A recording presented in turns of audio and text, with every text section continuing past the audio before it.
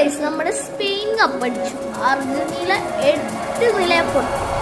അപ്പൊ 12 മാച്ച് ഇപ്പം 3:45. നമുക്ക് അവരൊന്ന് കണ്ടാല്